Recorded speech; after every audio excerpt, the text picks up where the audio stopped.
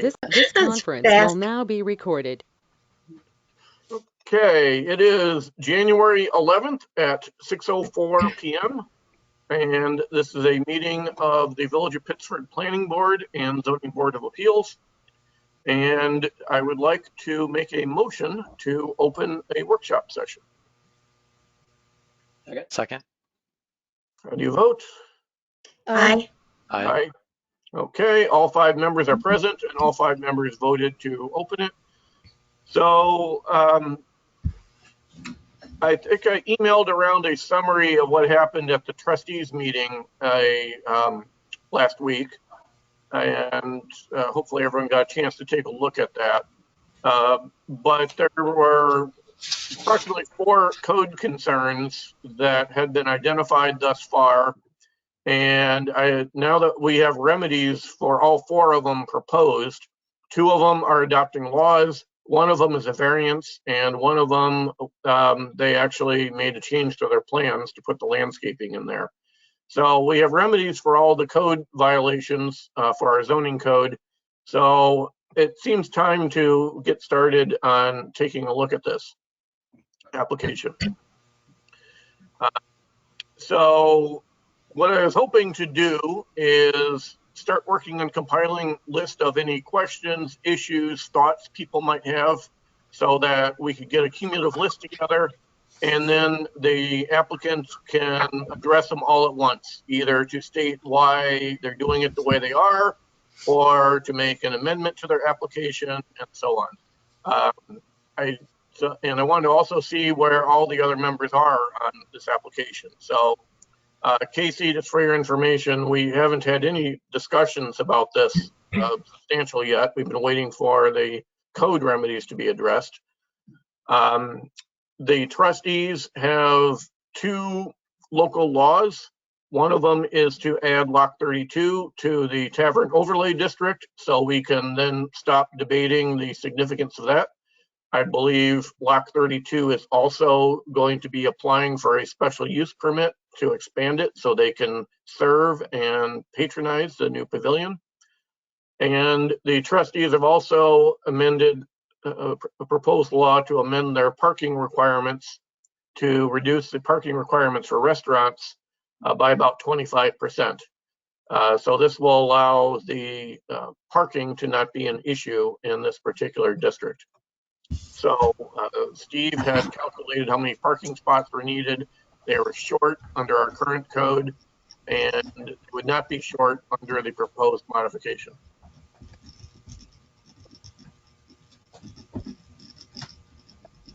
Justin, on that topic, are you suggesting that we would not then need to grant a parking variance? I suggest we do not need a parking variance. Well, there's 2 variances that were discussed. One was for the number of parking spaces, and the other was to put a parking lot in the front yard. I think we still need to go through and look at the parking lot in the front yard. And we do not need to act on the parking variance unless the trustees, the other one for the number of spaces, unless the trustees do not adopt the law. So our attorney's advice at our last meeting was we cannot conditionally approve things based on what the law is. I think her advice was to basically wait for the law to be adopted and then we can act on it. If they don't adopt the law, we can consider the variance. If they do, the variance is moot and not needed anymore. Does that make sense to everybody? And yep, and that would be at the time that we review the application for approval. So at that moment, if a law has been changed, great. If not, then in that moment, Steve would have assisted them in filing a variance for the parking. Yes. So my understanding is whatever the zoning code happens to be at the time we vote on the site plans is the zoning code we use. It's not when we vote. It's not when the application is received. So if things are being modified, then that's fine. We'll just use the modified code. So these 2 legislative changes sound like they'll resolve some of the potential issues that we've had, and these are all things that we've been discussing for quite a while. Maybe not necessarily reducing parking requirements for restaurants, but parking in the Shane Place area is problematic, and the number of parking spots they require is pretty excessive when they can't actually put them in. So anyway, so that's an introduction. Does anyone have any questions?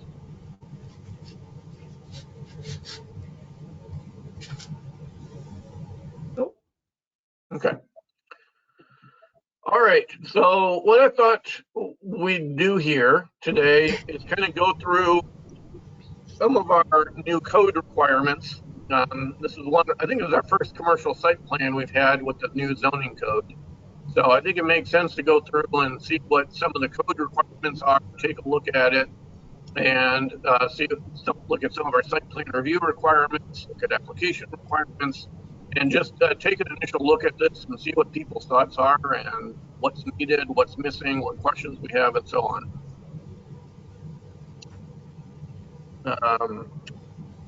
So that's getting started. So we had, first of all, let's just go ahead and see if anyone had offered to volunteer to look at those topics and had any comments. Joanne, you said you'd be willing to look at the comprehensive plan and the LWRP a little bit. I did. Justin, I emailed you some notes I made. I don't know if you can share that, or do you want me to just read, or what do you want me to do? I did not see that. Well, it wasn't very long ago. I was just out for a walk. So if anything came in, oh, I had a whole bunch of stuff come in the last hour.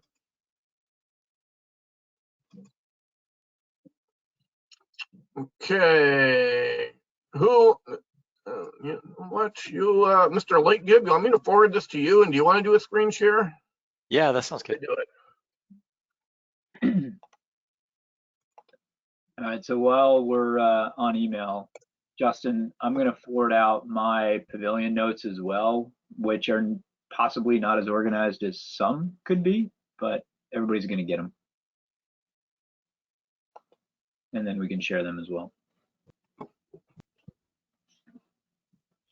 But I did not duplicate Joanne's work on the LWRP or the comp plan.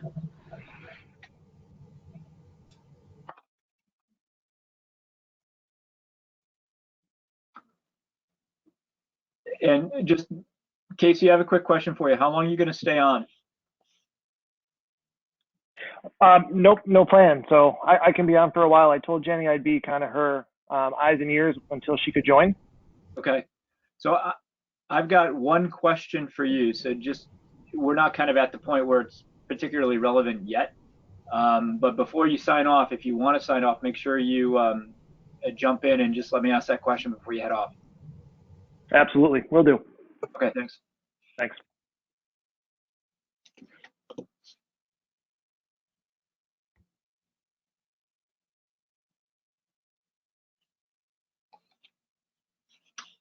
All right, I got it.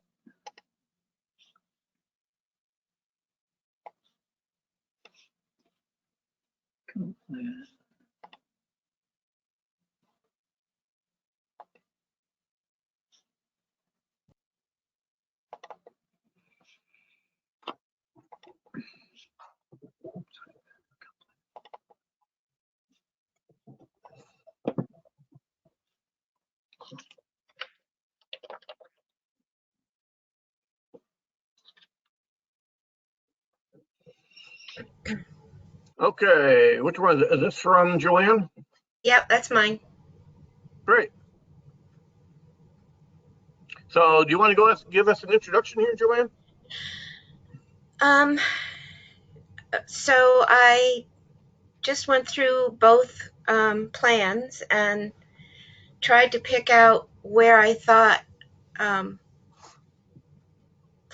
sections were that supported the pavilion. I do have one question. If Lock 32 is applying for a special use permit to serve in the pavilion, does that preclude public access, or is the general public allowed to just go there and not order anything from Block 32? I think that makes sense for us to maybe make that a question for them. Yeah, and I can help answer that if you don't mind me jumping in. No, that's good. So the plan has always been to have it be shared by all of the tenants of Collins property. And when we first went before I believe it was the trustees, when we were first proposing this as a temporary solution for this summer, that the question came up, can the general public use it? And there's no way for us to really police that. From an insurance and coverage standpoint, I believe it does need to be stated that it's for Collins property tenants. But we don't have like posted hours. There's we don't take furniture away. So we do have the general public jumping in and using it during the day before we're open. And it's also really hard to police because there's so many tenants that it would be hard to know who's who. So I can only speak for myself, and Jenny might have a different perspective. But we tell our staff that if someone is sitting there enjoying, then certainly let them sit and enjoy. We don't hold any sort of preference or priority over anybody else.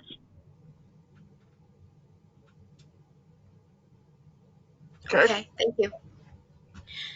So I don't know. I just things were pretty generalized in the plans, but in the comp plan, I found two areas on page 99.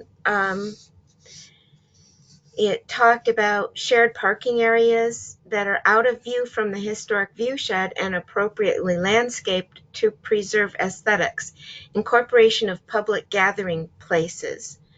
So my interpretation of the location is that maybe the front yard is the canal and the backyard is the parking area. Does that make any sense? So they're not really parking in their front yard, even though it's on the street. I think it may depend on things. I think we want to preserve views from the canal. I had some discussions with the building inspector about this, and there's official definition of front yard in zoning code, where you have to have a setback and so on. And basically the area between the building and the street is the front yard. But I think I've seen other sections of code that says the canal side is can be considered the front. Maybe that's in a different code section. So, but I think it's clear that both of these are important for aesthetics. We want to consider how it looks from both sides. Right. And then it kind of repeated itself on page 100. This was a quote under a picture of Shown Place, right in front of Lot 32. And it said, the placemaking elements of Shown Place center around waterfront development, allowing for outdoor dining, recreational activities, and opportunities for boaters to patronize businesses with a friendly bicycle and pedestrian environment. And I think that's what this does. It fits into that. So those were the two from the comp plan. Did anybody else look at the comp plan? I did. Go ahead, Susan. Yep. And on page 73, and this is under parks and open spaces, that section. And there are several bullet points, and at the bottom, it directs us to identify appropriate areas for more formal landscaping and features such as kiosks, pathways, and pavilions.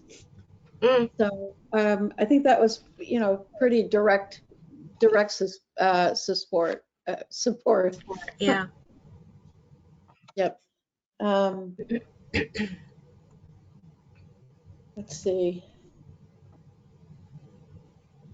I had a couple more. Enhance streetscapes. This is page 45, with planters and clusters of outdoor seating tables or parklets where space allows. So I found actually several instances where even if a pavilion wasn't mentioned, like on page 99, the function of a pavilion was, certainly described in several places. So I think the comprehensive plan, and the intent to increase community involvement and public participation, I think is very strongly behind the pavilion. Great, thank you. So does there anyone else have any comments on the comp plan? I think that's outstanding research the two of you have done and made a few key citations here of how it fits in with the larger plans for the village. I just had one other point that I came across on page 47. I don't know if you mentioned this one yet, but promote the role of the Erie Canal as a connection to the regional transportation network. Yeah. And specifically point E under that is to create accessible, visible accessible public connections between the Erie Canalway Trail and on-road transportation facilities to promote trail use. So since we're in between those two with the pavilion, it seems to facilitate that use. Yeah. I've got one other that is same topic, but a little bit different. For the mixed-use canal front, on page 99, they talk about enhancement strategies. And the 8th bullet suggests that we require that traditional materials and designs be utilized in rehabilitation or new construction. Specifically, I just want to have that be a reference to, within the comp plan, the stamped concrete as the selection of choice for the flooring. Right? There may be some discussion there as to whether or not pavers or another approach might be best with regards to the. Now that's less site plan, maybe more HPV, so I might be out of my element, but nonetheless, I wanted to point it out. I think it's a fair question to ask. So stamped. So basically materials for the ground. Is that underneath the pavilion? Yeah, it was stamped concrete, which is what was in the initial plan, or the provided material.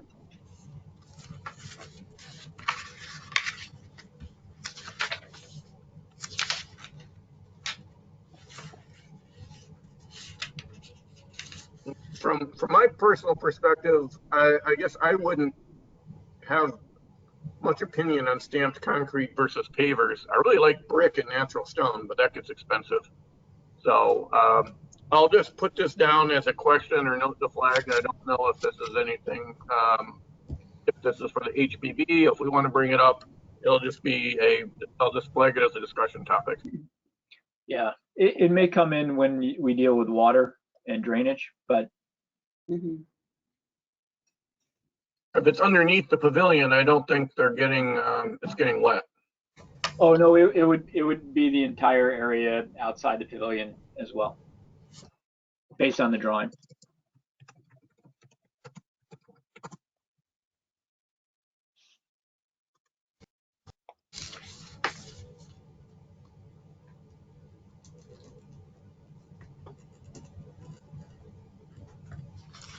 Okay, I see Jenny Collins chimed in. Jenny, I'll just give you a little introduction here. I know there's kind of a double booking here where the preservation board is talking about it. We're just having some initial discussions amongst the board members, and your attendance isn't required. So if you need to do anything else, that's fine. We're just starting to compile a list of some thoughts, and we can we'll always give you a chance to follow up and discuss them in the future. But this is just kind of our time to kind of take a look at what our code is, what some of the other requirements are, jot down some things, and see where everyone is on this.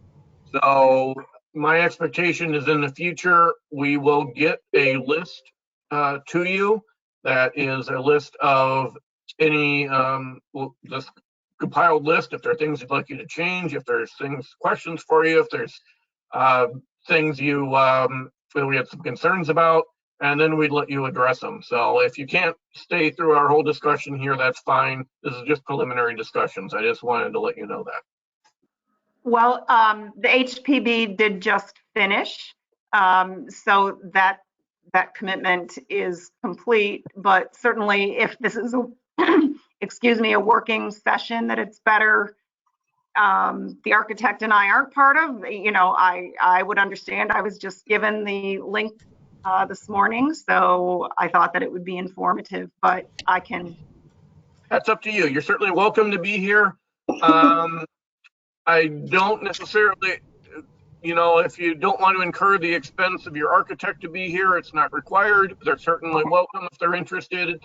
I'm hoping to mostly just have some initial discussions amongst the board members, but we may have occasional questions that if you're here, your opinion can be helpful. Okay, well, I'll stay on for a little bit, but as Justin just mentioned, Dan, I know you have other commitments, so I can fill you in later. Let's see, looks like your architect there is muted. Yeah. I have another Zoom meeting. I apologize at 7 anyway for another township. So I guess I'll get filled in by Jenny and the board members, but I appreciate it. Thank you. Thanks.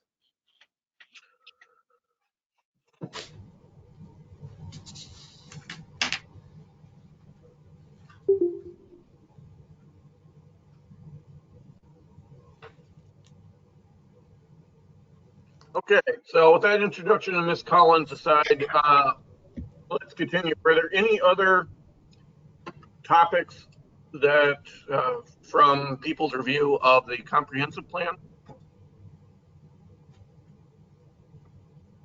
I don't know if there's a reference in the comp plan for this or not. I suspect there is, specifically with regards to bike safety.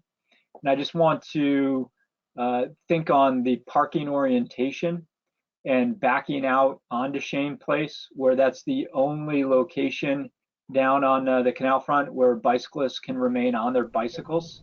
I just want to reference, I'm sure in the comp plan there's a safety comment about bike safety, and I want to be careful with regards to backing out into the main drag there. If perhaps the parking design, if it might be back in rather than back out, could be a safer approach for those perpendicular spots. And I'm not a parking expert, so I don't know if in fact they are or are not safer, but I have seen it and I've been told it's as a result of pedestrian and bike safety.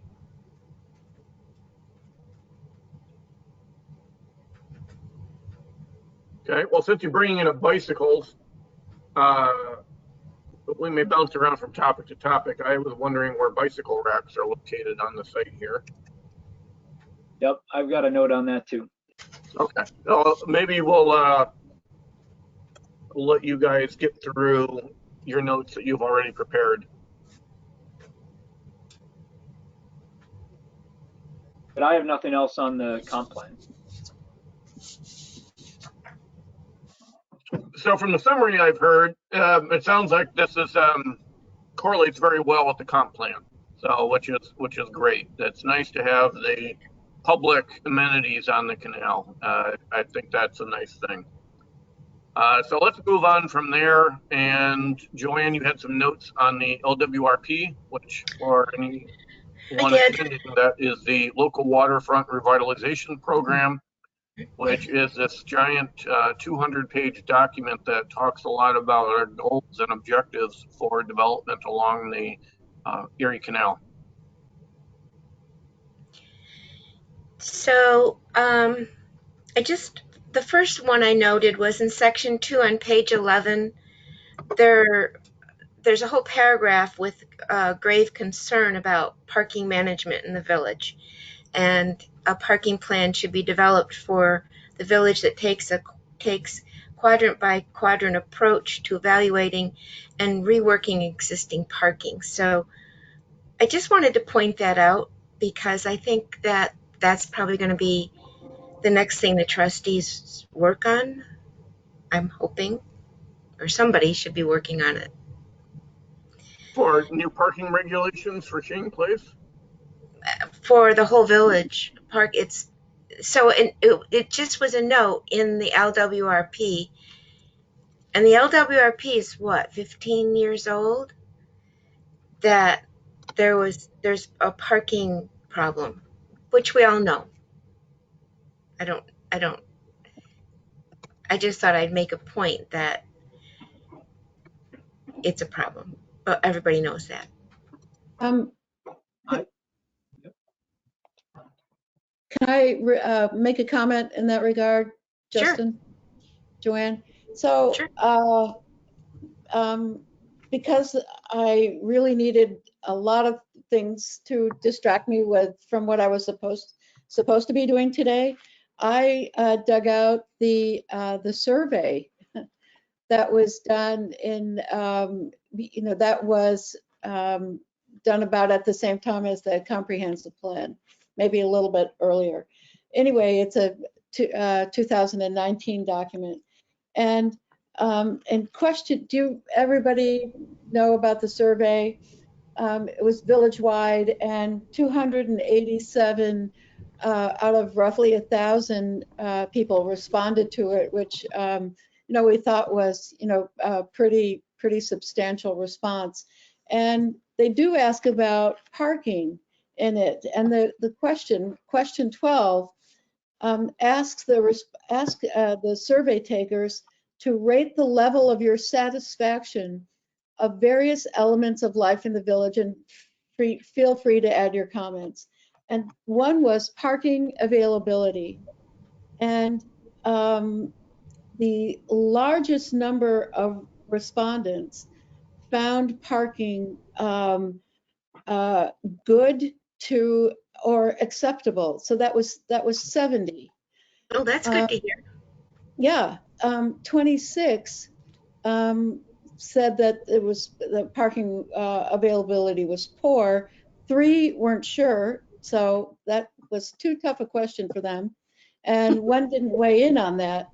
But by and large, the respondents, the village residents who responded to this, found parking good and acceptable. So the parking problem in the village, could be framed another way.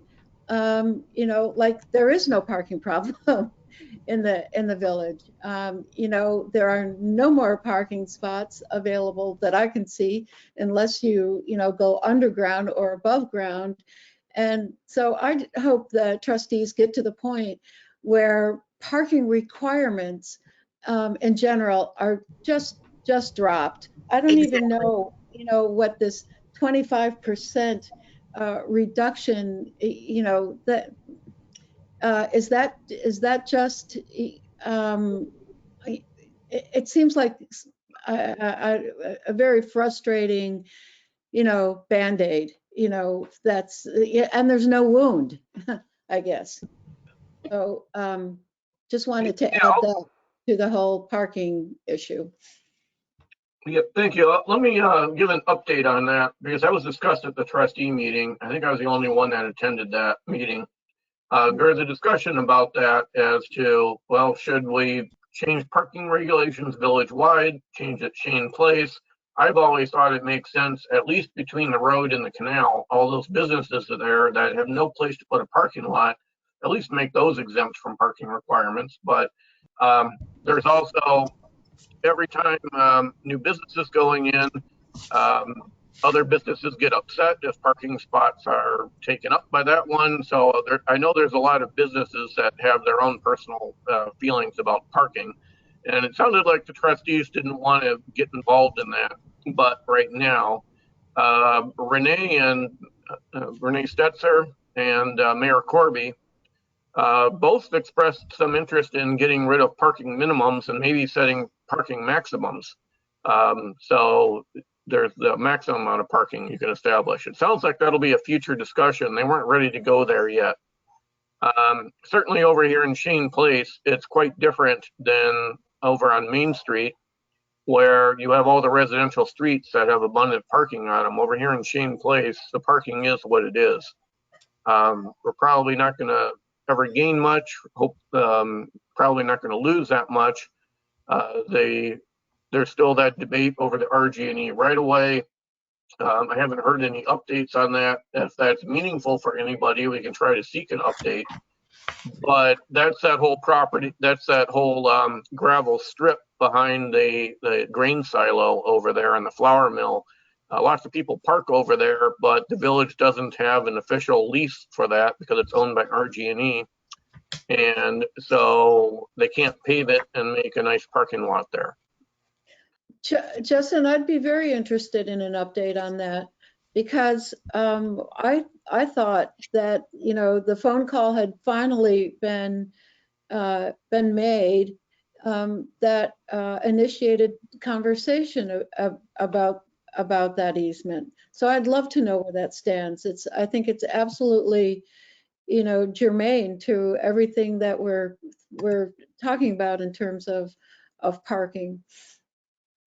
Okay, well, we can possibly talk to the mayor, or we could possibly compel RG&E to give us a statement of where that's at. I'll look into that. Okay, great. Thanks. While on the parking topic, this is just a information request from Jenny or Casey.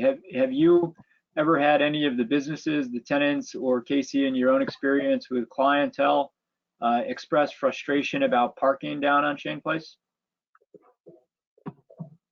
So for me personally at Lock 32, we have not. Most of our clientele utilizes ride sharing anyways. Mm-hmm.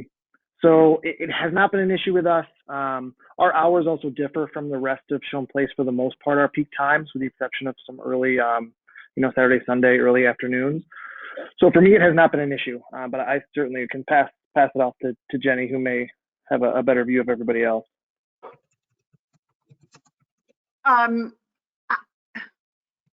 think that there have been times when in the very, very peak hours of summer when people are parking and walking the canal, and that it gets busy, but it is not by any means an overriding complaint. It has never discouraged tenants from being there, those kinds of things. I think it's adequate. Is it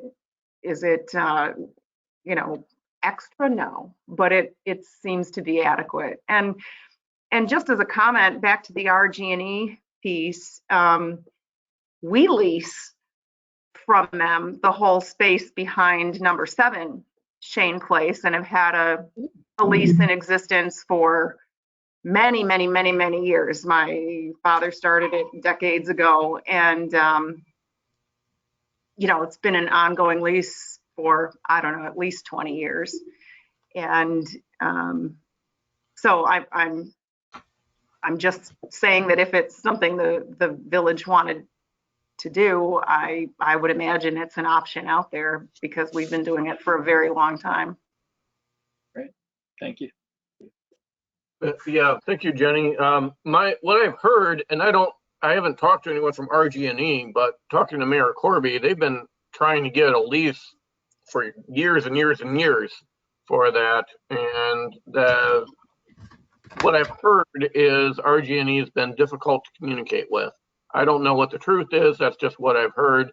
There's nothing on their end that's driving it. But on the village end, I think there's concern about the cost of that. Dan Keating, I see you're on. Do you know anything about this? Yeah, I mean, it was a hot topic maybe a year ago, and it's really kind of died. Nobody on the RG&E side of things has a lot of urgency around it, and frankly, we don't want to pay if we don't have to. We've exchanged letters. I don't think we've talked about it in 6 months, so I'll take it as a note to talk about it at tomorrow's meeting and see just where we left it. That's basically where it is. Okay, well, thank you for the update, Dan. That's kind of, I mean, I've observed this has been a discussion topic for years and years and years, and it's never been resolved, and it sounds like that's still the case. Yeah, and obviously one of the places where that could really come into play is if, if the Wilmerite thing picks back up. Mhm. Right. Yeah, maybe that's not relevant, but do you know if that Wilmerite actually owns that property? The RG&E right of way? No, the barns. Does its Don't know. power still own it, or does Wilmerite own it? I don't know. Okay, Yeah. I was just wondering. This doesn't Yep. make any difference to us right now.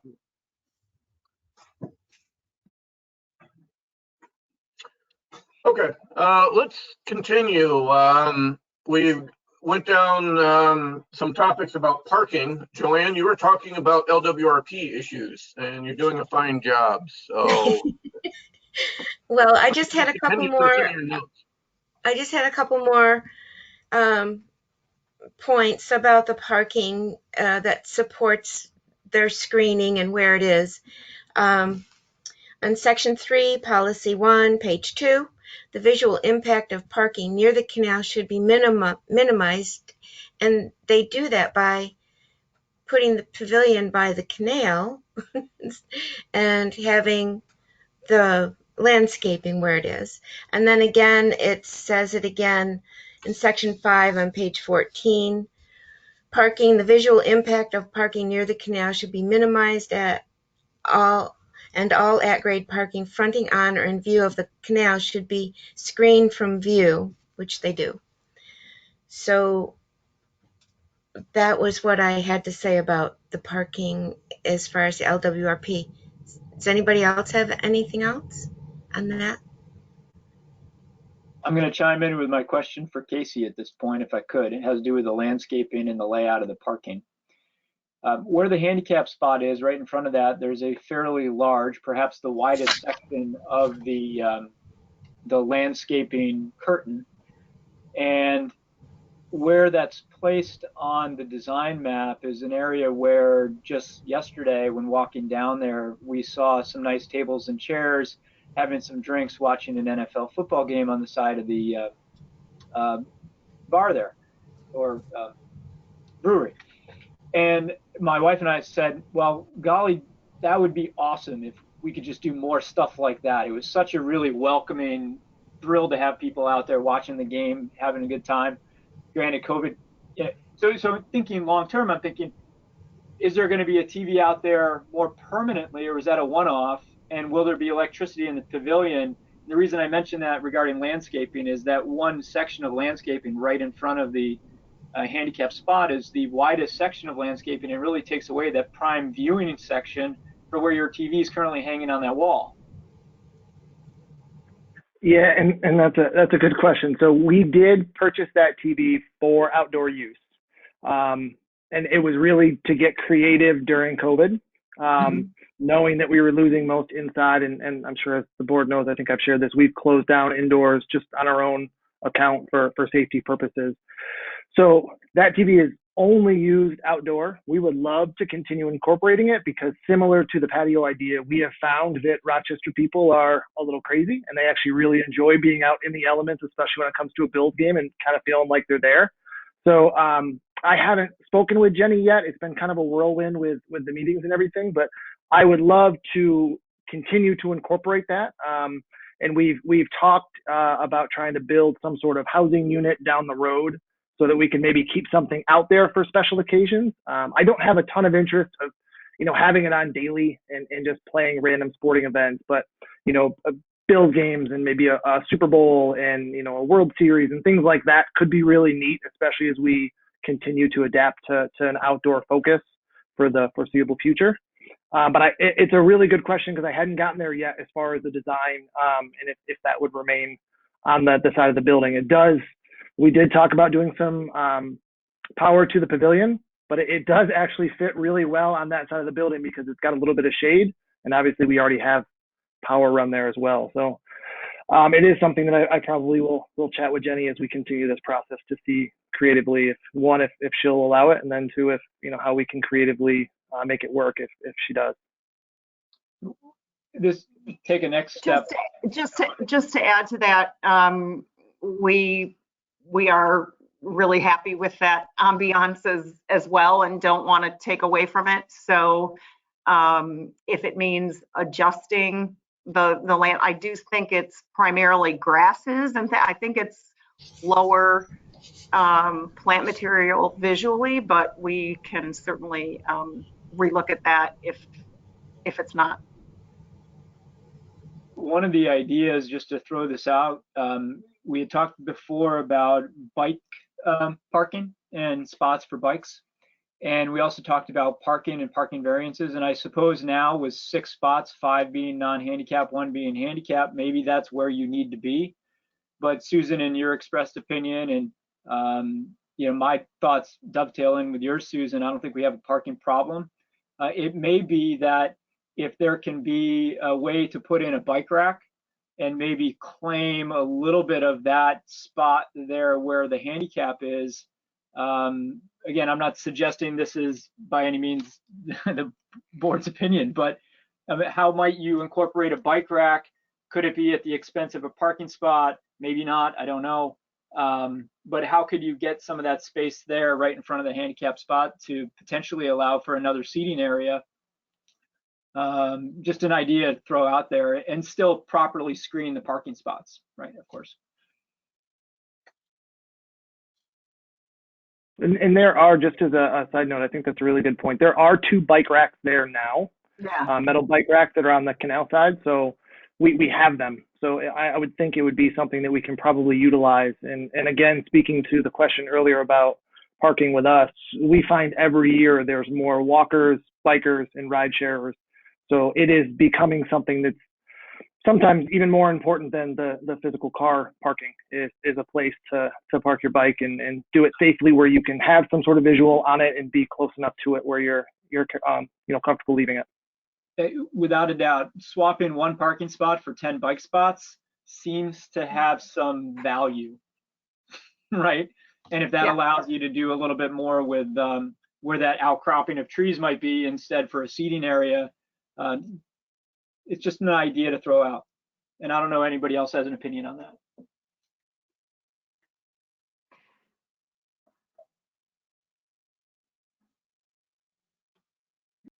Let me unmute myself.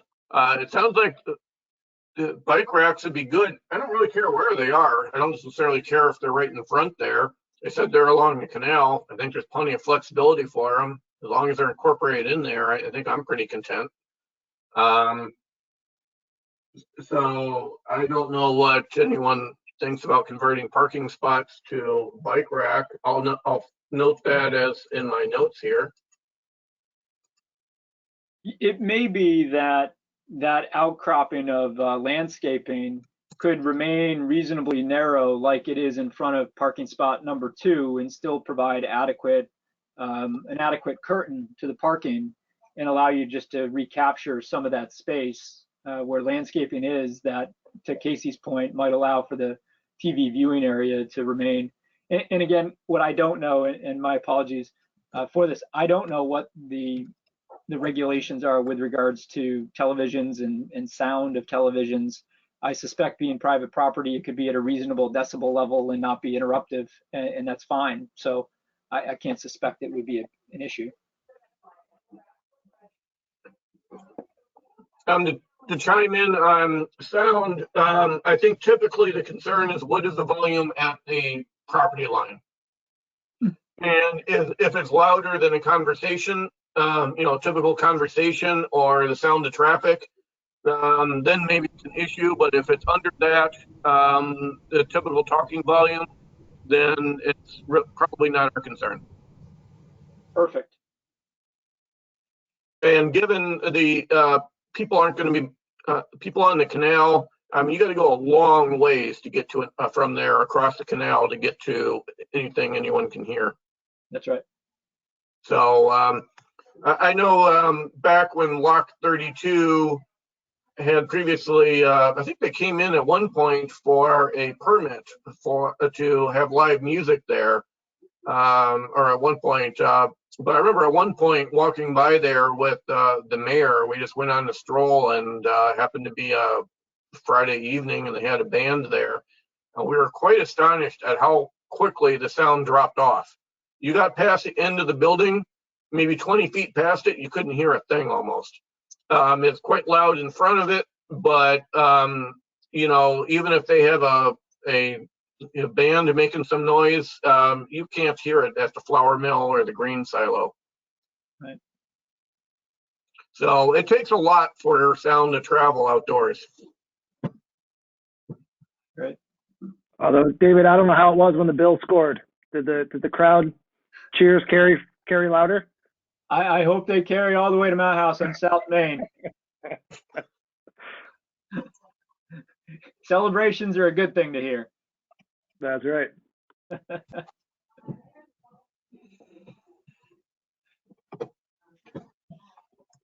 Sorry to interrupt, Joanne. I guess I'll pass it back to you. Okay. I just wanted to say that I agree with Susan that the problem isn't finding a parking spot. The problem is the parking requirements in the zoning code. That's what I meant by a parking problem. Mhm. So I Right. agree with everybody. Yeah. Okay, perfect.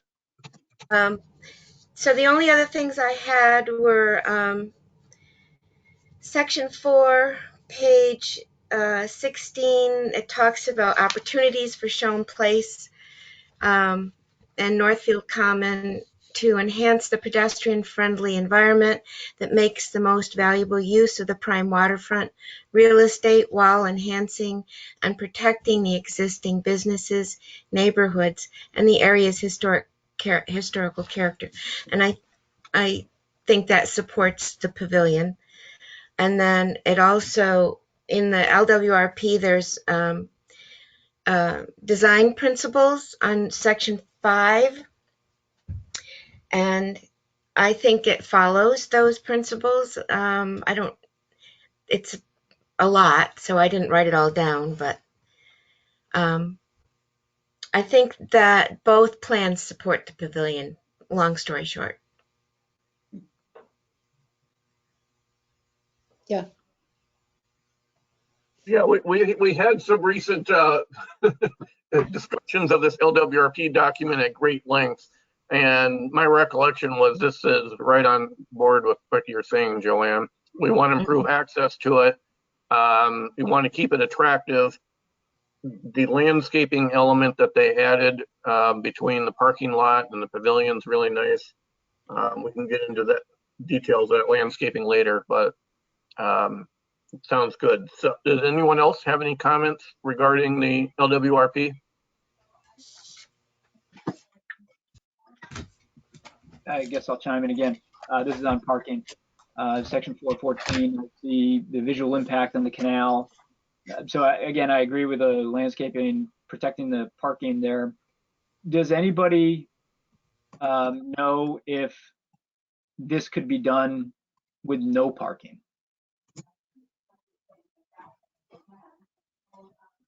I'd be amenable to that, but I know Steve liked the idea of having a handicap parking spot on this side of the canal so that handicapped persons could access the canal.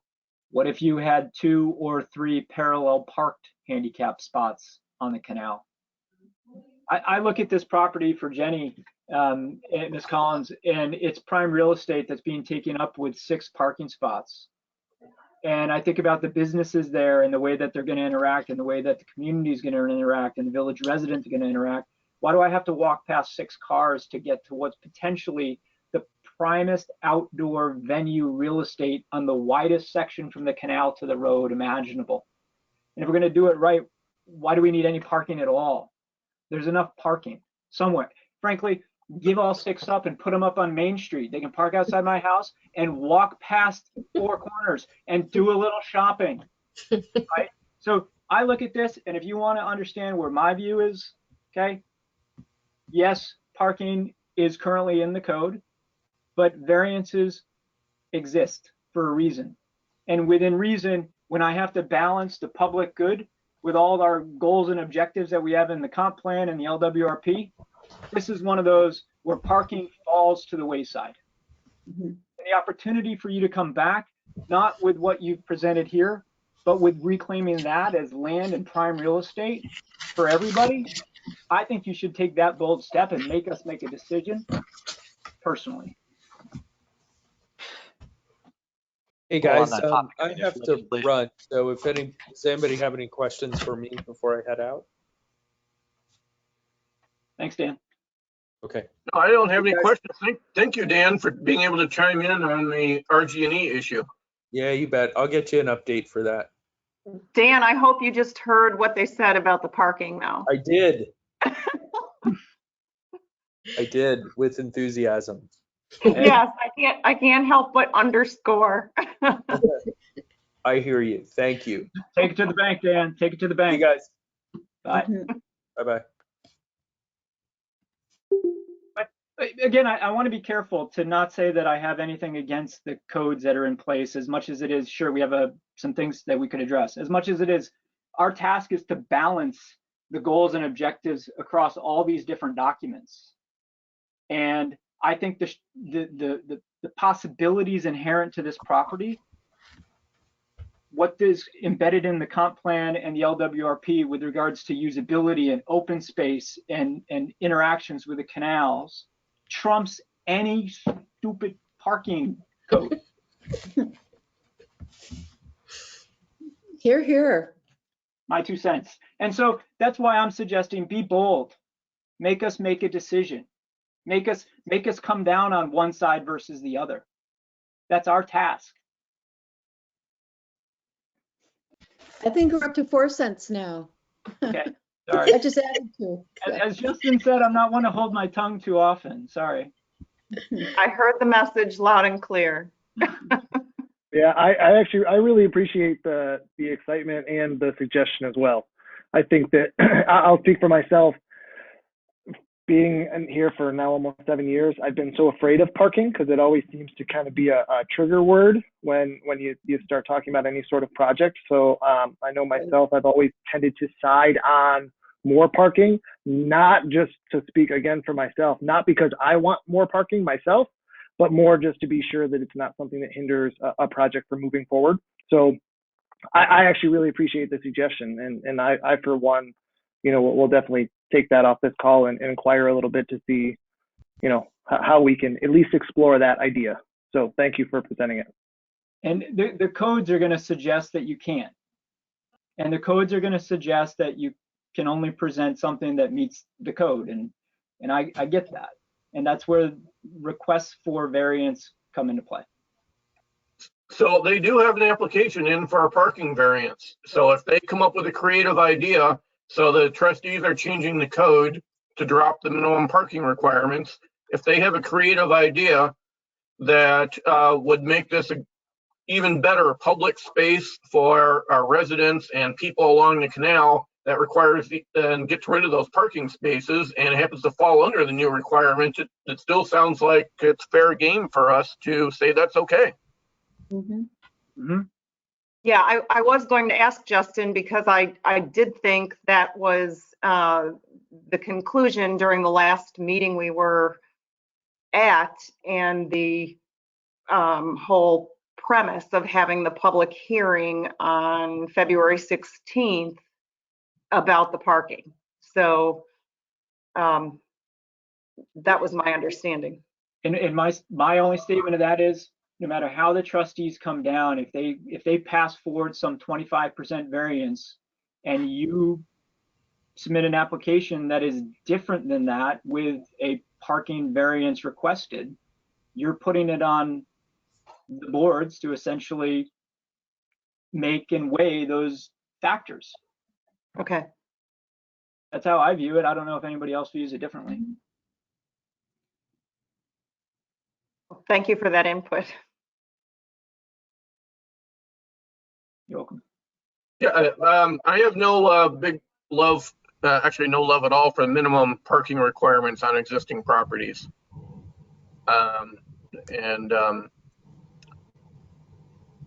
All right. Well, Joanne, I think we have interrupted your discussion of the LWRP quite a few times. No, it was a great discussion and it worked. And I'm all done with my notes. If anybody has anything else, they can do it. Okay, Dave, you had some other notes prepared. Yeah, Justin, you want to throw those up? They're sort of scatterbrained all over. I'll try to be quick going through them. Sure, give me a second here.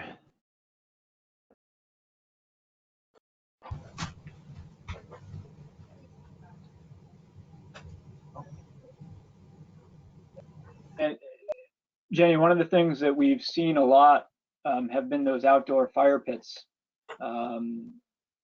And not necessarily thinking a bigger pavilion, but if you have something that's almost like Adirondack chairs or something looking out to the canal, very kind of loungy, but still increasing density for you guys and for the tenants. And just ideas like that. And again, think with outside the box, but like Justin said, if you come up with an idea that's pretty captivating, we got to weigh that. So Dave, what is your thoughts of a larger pavilion? And maybe a little more landscaping. I don't necessarily know if a larger pavilion is a requirement. It could be particularly, it could be useful. Sometimes as the pavilion gets larger, it gets higher. And I don't know how my visual thought on that is. I haven't thought it through. So that's not my strength as much as it is recognizing that there's an opportunity. Having just been to the HPB only a short hour or so ago, I think that their inclination was to be cautious that any larger might tend to be overpowering for the space. So, and one of the members was concerned that there still be adequate outdoor in the sun seating. So it seems as if the way it is in the drawing sort of strikes the balance between having some covered area and some open sunny area.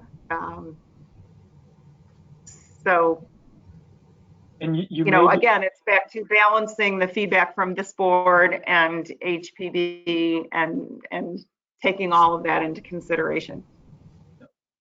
But I think additional outdoor chairs, you know, Casey has put out several already, and to see how we can preserve space to still do that between the pavilion and Lock 32, so that we have this mix of different seating options is, I think, what we're striving for.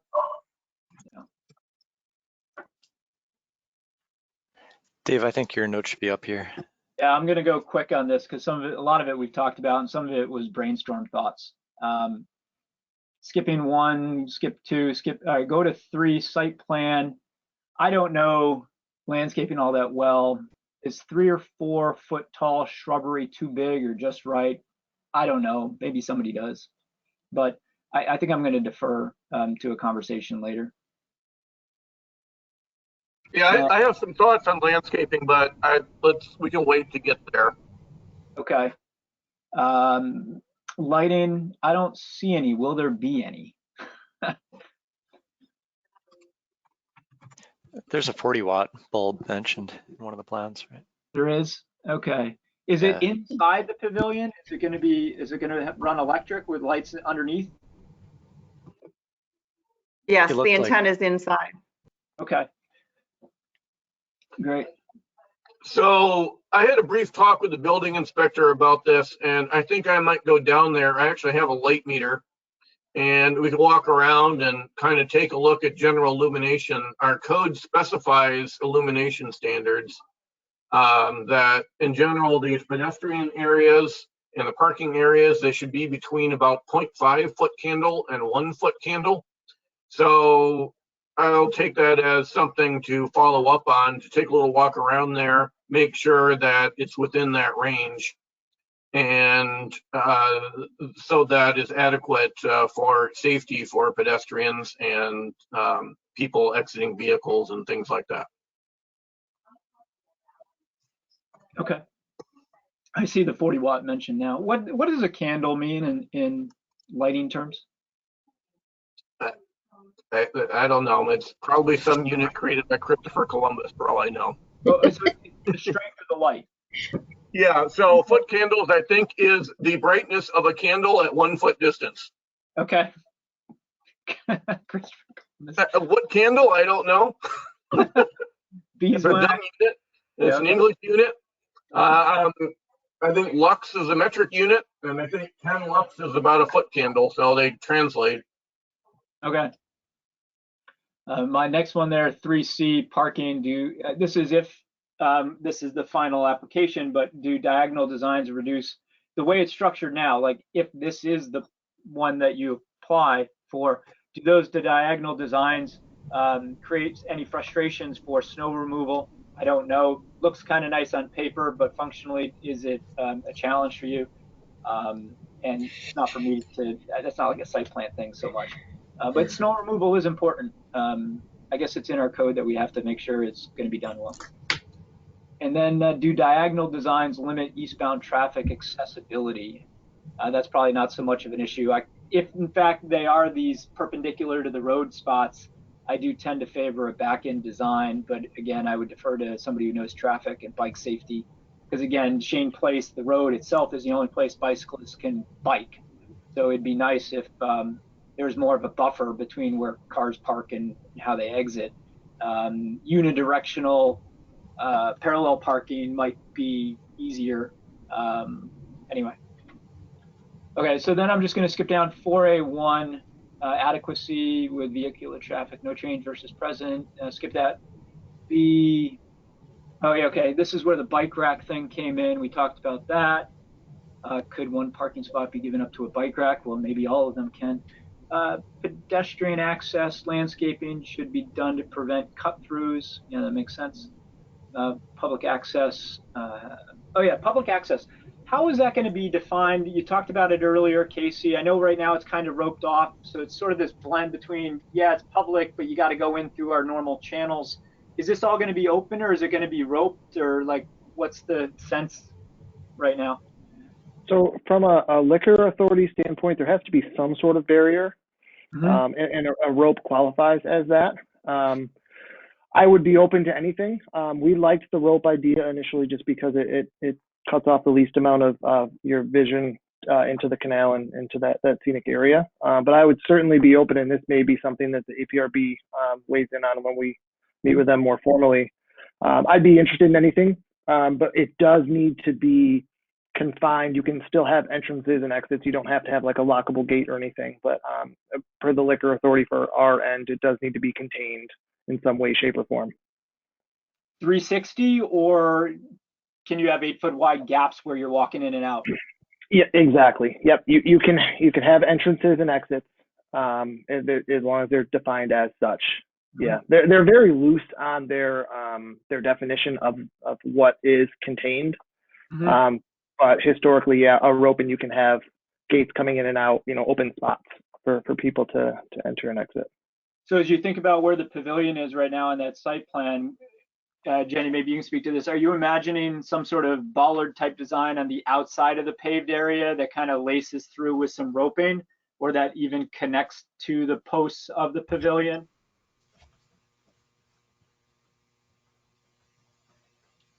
I'm not sure I understand the question. Would you mind repeating it? Just simply with regards to the site plan, the rope around the pavilion area, is that something that, I guess, let me ask Justin a question. Does that matter to us? I think it's not permanent, and as long as the liquor authority is happy, I would say I wouldn't care. Okay, so if it's not permanent, then regardless of design or all that, we don't get involved, right? I don't see, our main concern is looking at impacts on other properties and impacts on public safety. So if they're complying with public safety and it's not an eyesore, then I'm happy, or at least that's my thinking. All right, moving on. I'm going to move down to B, landscaping. Yeah, did that. Oh no, now I'm on 4C, compatibility.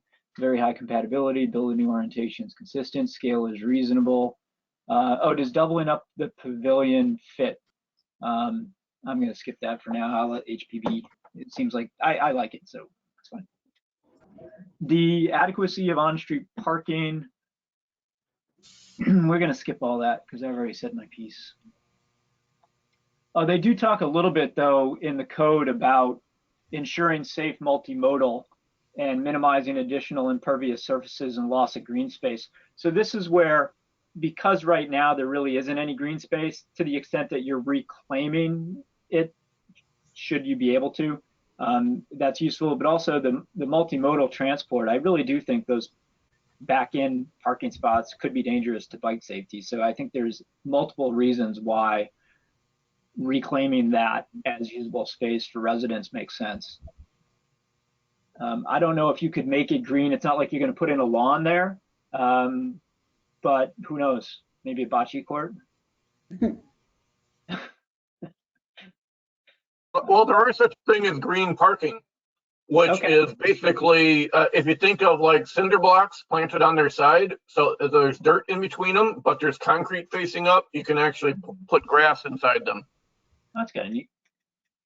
Or if you think about the equivalent of like putting bricks down and planting plants between them, I think that'd be rather cost prohibitive. And I know we talked to Kelly Klein about that, the fire marshal, and the fire department isn't too keen on those because they don't know if they can support their fire trucks.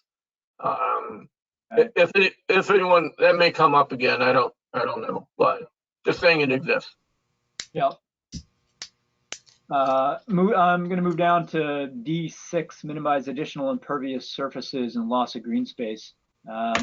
I just put I'm not a big fan of stamped concrete. I kind of leave it up to the prior comments that were already made. I don't know if there's any opportunity to remain more consistent with what's on the canal. I don't know if it's cost prohibitive. Certainly drainage matters. Drainage. Justin, you can probably speak, anybody on the board could probably speak better to this than that, but I think as much as you can, unless there is a drainage near you, you want to try to keep the water on your own property. And I don't know if pavers would allow for that more than stamped concrete. I'll open the floor to discussion. I don't know.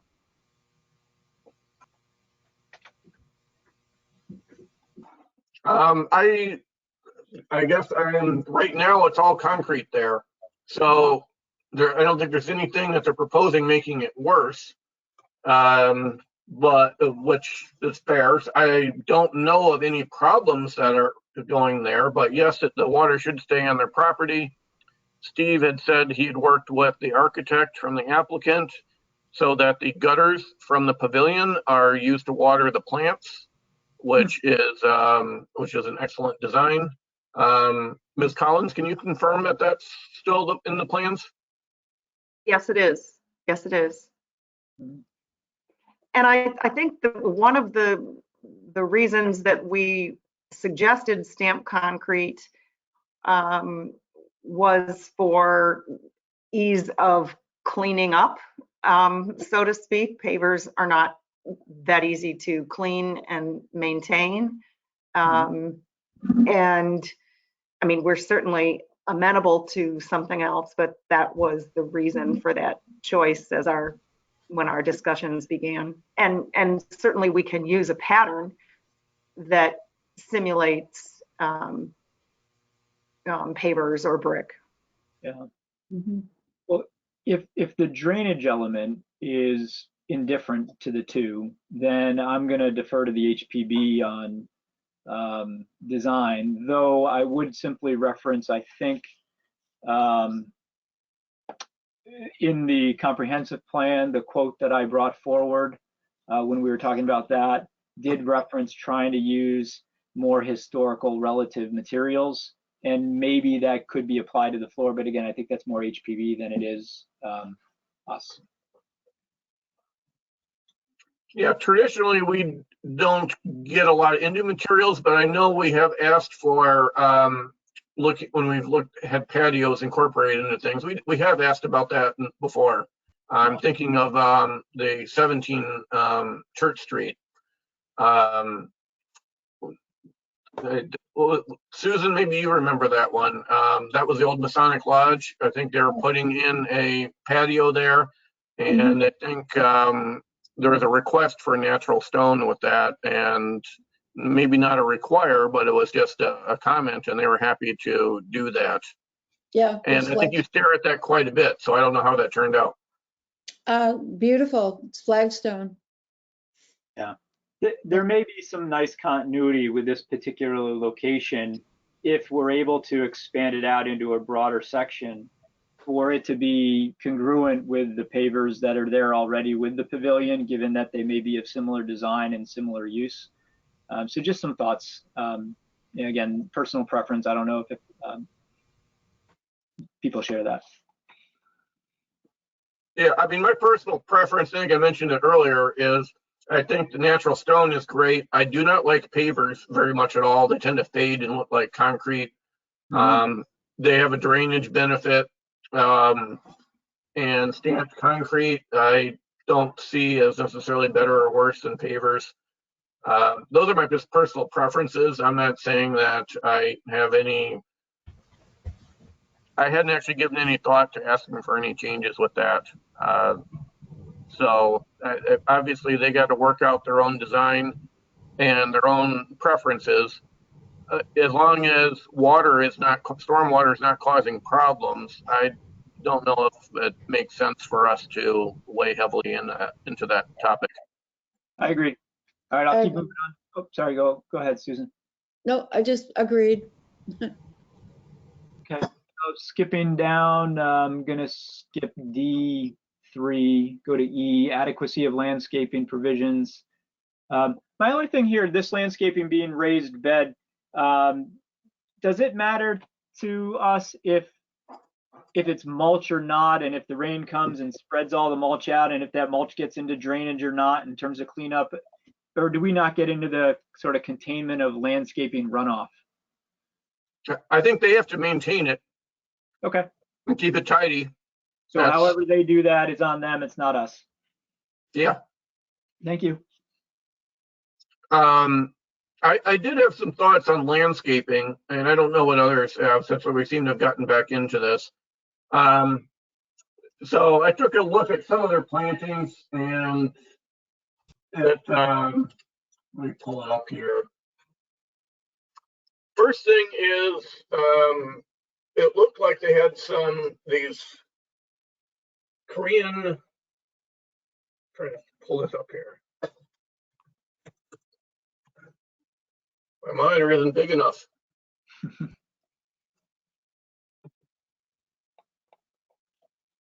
Oh yes, Korean lilacs. Those look like nice little flowering shrubs that are salt tolerant. So I think a lot of the shrubs that are going to need to be there are probably going to have some salt tolerance, because they're going to get some road salt and things like that. I presume the rest of the species also had that as a general design requirement, that they be salt tolerant. So my one concern on the landscaping was on the trees, however.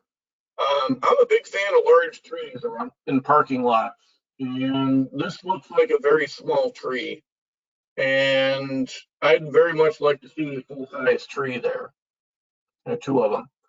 So which tree are you referring to? And I don't know if any others have thoughts about that. One is by the one. There's one tree at each end. But I know elsewhere at Shane Place, they have, there's that whole strip with the rugosa roses along the waterfront there, and then most of the trees are elms. So they have a bunch of American elms, I believe, in there, and they have Japanese elms, Zelkovas, in there. And all are nice, but I mean, it's just something, if they want to consider a larger tree there, it's not a requirement, but some of the American elm hybrids, if any of the appropriate ones exist, that might be a nice fit that would also blend in well with the rest of the look of Shane Place. I'm just throwing that out there. If anyone else has thoughts on that. Justin, which diagram are you looking at? The the relatively flat topo map, or are you looking at a different plan here? I'm looking at the proposed landscape layout plan. Okay. So if you take a look there, the symbol AT, they have two of them, is their flame maple. Right. And that's one is at either end. And that tree, it looks like has a maximum height of about 20 feet. So it's more of a shrub than it is a tree.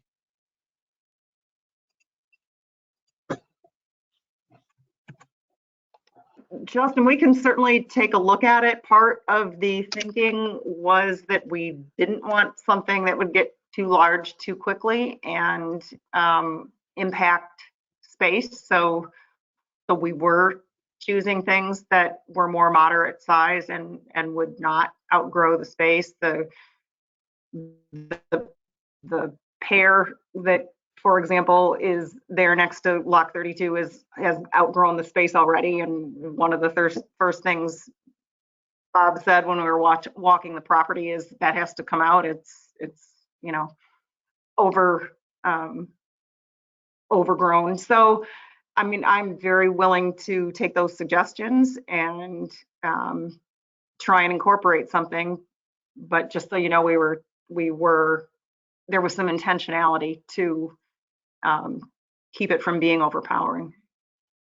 I believe, if I remember correctly, and Steve can probably answer this better, but I believe that Steve and Bob also talked about having emergency vehicle access on either side of this pavilion. And there was some concern about if a tree were to grow too large, it could prevent an emergency vehicle from having to come that way if, for instance, someone drove their car into the canal. Yep. That they'd have a way to get there. But I could have that wrong. Steve probably can answer that better, but I think I remember that conversation. I think those are things your landscape architect can think about, because the trees have to get water. They have to not block pedestrians and possibly allow emergency vehicles, as you stated. So there's a few things to think about. So that was my comment. I'd appreciate any feedback if you look into it, any feedback from your landscape architect. Does anyone else share that opinion or thoughts about that? I just had a couple of other. You're thinking. I don't have other comments on that, but if we're moving on to other landscape items, I just had a couple of other questions. Go ahead.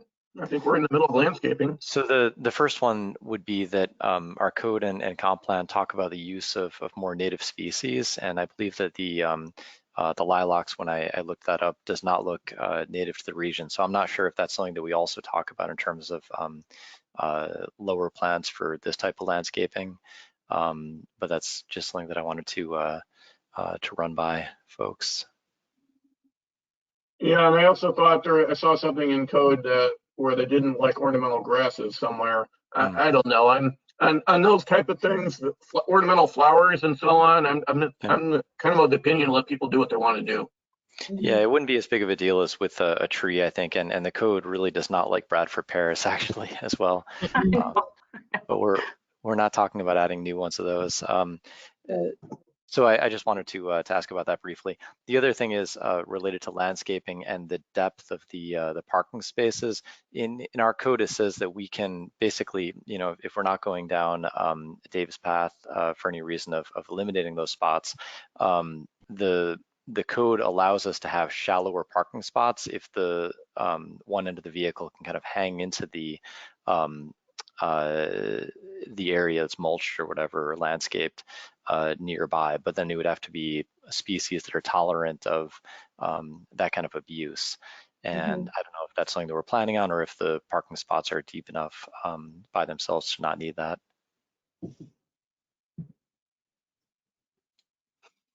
I think that they are deep enough right now, and that size is consistent with how they are now.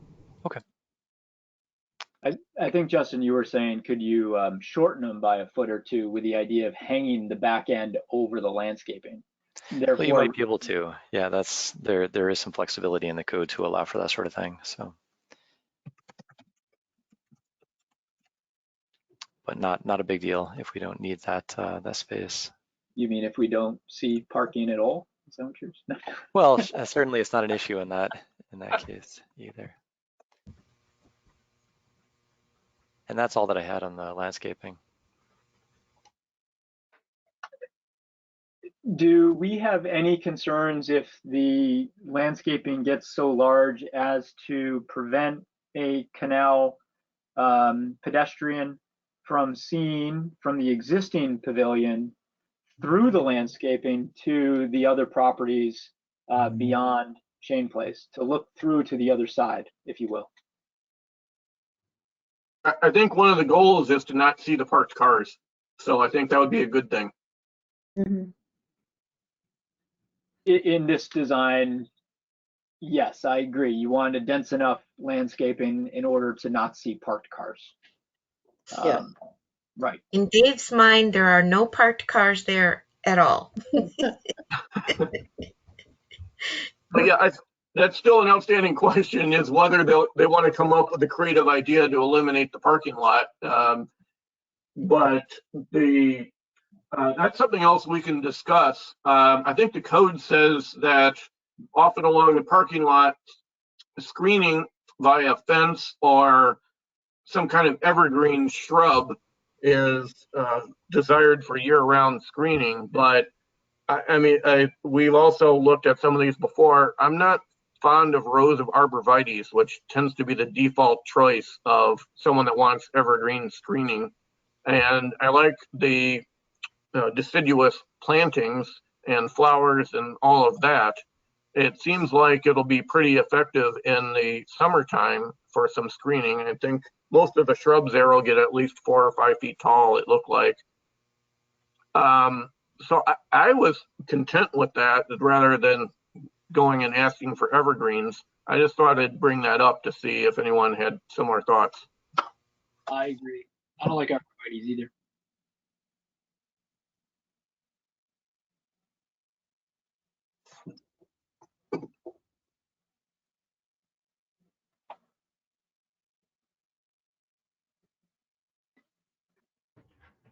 Shall I continue, or do you want to stay on landscaping, Justin? I don't have any other questions on landscaping. That was my 2 things on landscaping, was what people thought on evergreens and what people thought on larger trees. My comment on larger trees, I kind of like them. I don't know if I like them if they were put into the space that's there right now. I kind of like that idea of a 20-foot tree. But if you can command a little bit more of that space, a larger tree or 2 might make a lot of sense. Yeah, I could send you some nice photos of 80-foot tall oak trees and a 4-foot wide median in the middle of a parking lot. They look quite nice. Then totally. Well, actually, you know what? The tree they cut down on Main Street, no, south, I guess, across from the bakery there, that big old tree. Oh, the Copper Beech. Copper Beech. Yeah, that was an awesome tree. And if somehow there's an amazing, awesome tree in this spot to like command presence almost, that'd be kind of neat. But anyway. Yeah, I don't disagree that a big, large tree can be pretty cool if they have the space for it. I don't know if it would be. I'd love to see those photos, I guess. I don't have I can send you photos, but that's the landscape architect's job, is they got to figure out the soil, what the roots do, how to get it water, make sure it lives. There's some trickiness there, but where was I? I was down in Raleigh, North Carolina, and I just found a random Lowe's parking lot, and I love the trees in there. That's cool. And I don't see that here. Most people put little crab apples and small trees in a lot of our parking lots, and I love the big tall oak trees. So,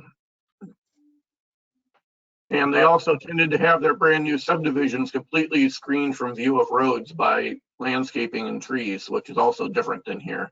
But anyway, I digress. Well, I can't help but say I am missing the consulting arborist father of mine who started all of this property. Because right now he'd have a very strong opinion, and I have no idea idea what that is. So I may be channeling him some way to try and get some guidance, because I'm laughing to myself saying he'd tell us all what to do in no uncertain terms. Yes, he would. All right. I posted something in the chat for us all to ponder.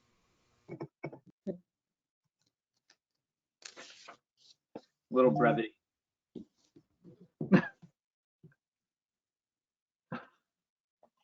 Any other comments on landscaping?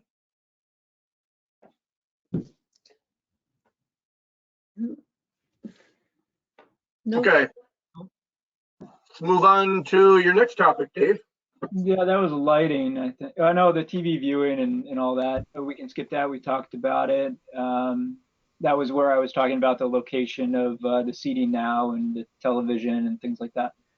Adequacy of proposed outdoor lighting. We talked enough about that. There's codes that you have to adhere to. We know that. And then everything else. Yeah, I guess that's the question, though, is do we, I haven't gone over there recently to take a look at where their light fixtures are, but their plan didn't show the location of light fixtures on it. I wasn't sure if we're interested in that or not. I think I would have to go and walk around down there and see what it looks like. So I wanted to go do that with the building inspector at some point. But I guess the question is, if they're not, well, it sounds like right now they aren't proposing putting in any new light fixtures for the parking lot or the walkways. And maybe we can just confirm that from Ms. Collins. That was indeed the case, and unless more were required for some reason, as you mentioned earlier, for safety or pedestrian safety or something, but we had not planned on any additional, other than the ones under the roof of the pavilion. Okay. So if lighting down there is adequate, then I guess that's the question: is there a problem with the current lighting or not? And I didn't have an answer to that. I haven't heard any complaints about it, so we'll leave that as a follow-up item to see if the building inspector can weigh in on that. But if they're not proposing putting in anything, then I guess that's okay with me for now. Casey, you had any problems with lighting at night? No, and right now we've got those exposed bulbs that we strung that actually they produce a good amount of light when you're standing underneath them. So it does illuminate your walk areas for customers, but it kind of keeps it very centric on the patio. It doesn't tend to shine out. So I've really enjoyed those. So maybe it's something that once we get the pavilion up, maybe it's something that we can continue to use as needed. If there are parts that tend to be dark, because we certainly want adequate lighting for our staff to be able to maneuver around tables and people while carrying things for the safety of all. So I haven't had any issues. We've got the 3 strands now, and that's the only lighting that's down there. There may be a light post, now that I think about it, right on the canal path line, right in the center, that gives off some light as well. But no, I haven't heard lighting as an issue.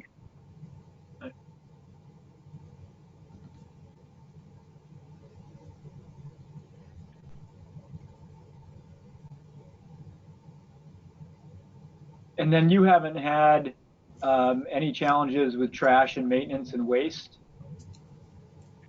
No, not at all. Okay. We've got the Collins property does a really good job of keeping the recycle and trash cleaned up regularly. So we don't generate that much trash, really, to be honest with you. So it's not really a concern for us. But no, I haven't seen too many issues, nor have I heard any complaints. Okay. On my own end. The only issue we have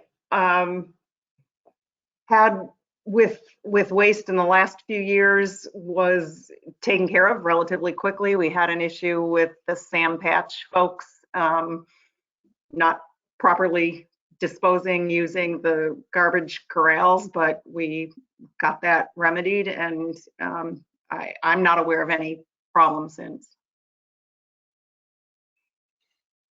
Mm-hmm. And this is to the board.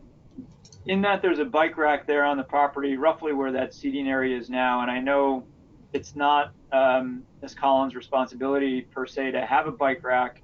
To what extent are things like bike racks perceived as an accommodation to village and residents supporting the comp plan and bipedal travel to where we weigh that as part of the overall kind of good versus parking and other things? I mean, are those things that can be incorporated that might benefit her with regards to discussions on parking, for example?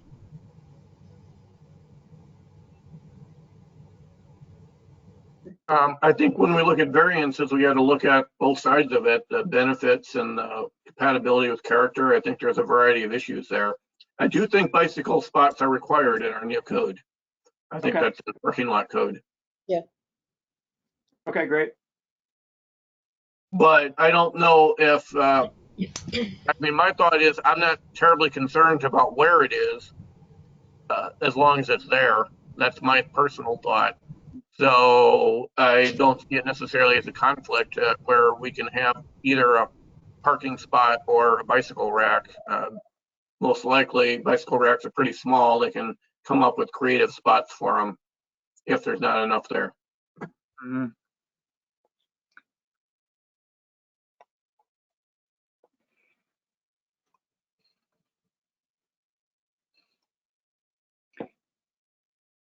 And does anybody know on the drawing, right underneath where the wheelchair is, what that little outcropping that kind of looks like a coffin is?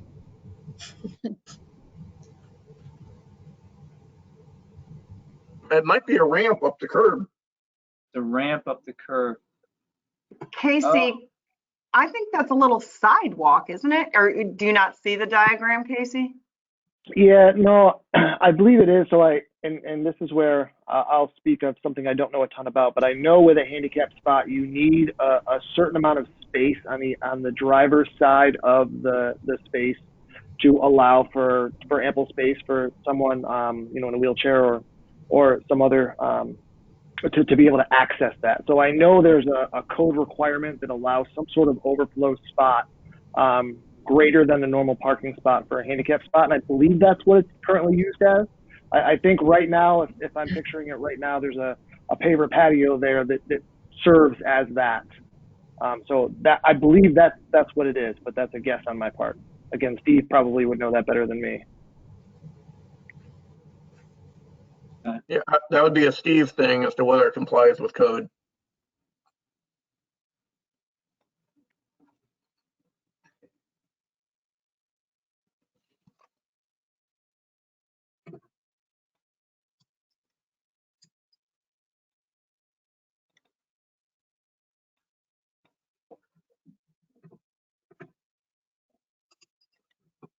Okay, we have a little bit of silence here. Dave, are we through your list? Yeah, I think I've said enough for tonight.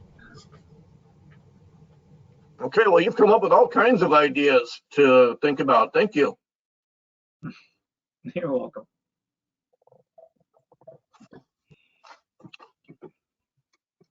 Let's see. Mr. Lightgive, you've been very quiet tonight. Did you have any other thoughts you want to throw in? I don't have a whole lot. I had the couple of minor landscape questions, not a big deal. As far as the other site plan issue was adequacy and arrangement of pedestrian and bicycle access and circulation, separating from vehicle traffic. It seems like we're already separating out the pedestrian traffic, and we're not, since there is a canal trail.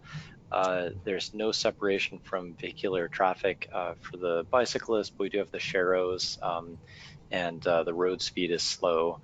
And we also have a speed hump just south of the area there. So it seems like we've got a couple of provisions in place to ensure that pedestrian and cyclist traffic is safe.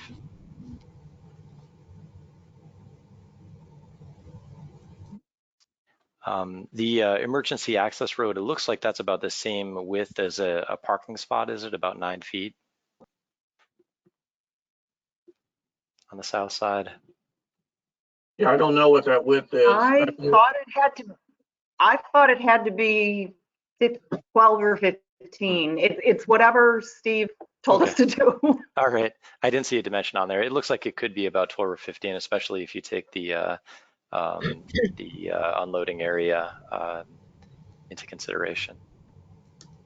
Yeah. Just didn't have a dimension spelled out. Okay, so that needed to be a particular width for emergency access per Steve. And then the parking spots are what an area for those are what was left after we had the subemergency lane is what it sounds like.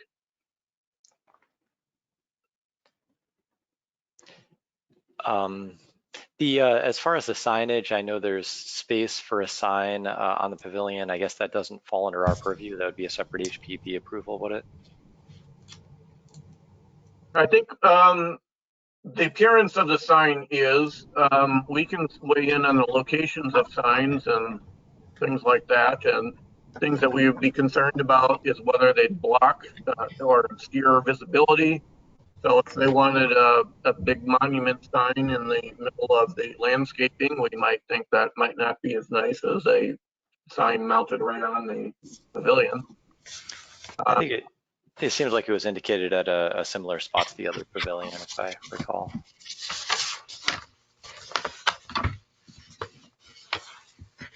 So we could just, so there's no signs proposed, it sounds like, other than building mounted signs. That's correct. Okay. My thought then would be to let the HPB handle anything with signage.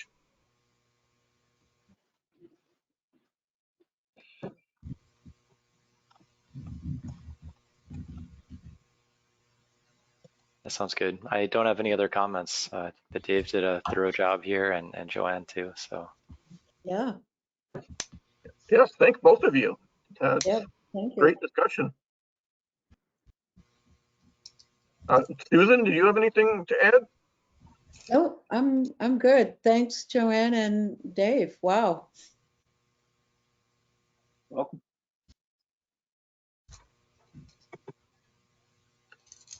Okay, so that was our initial discussion. We went through a whole bunch of things, and as far as the Ms. Collins goes, there aren't any show-stopping comments, but a few minor tweaks are brought up. And I think the main one, Dave, is your thought about reconfiguring that parking lot and what options there are, and can it be even greater and for pedestrians and public access. I thought that's an interesting thought, and we'll see how the applicant wants to respond to that. If they want to leave it as is, if they have any other ideas.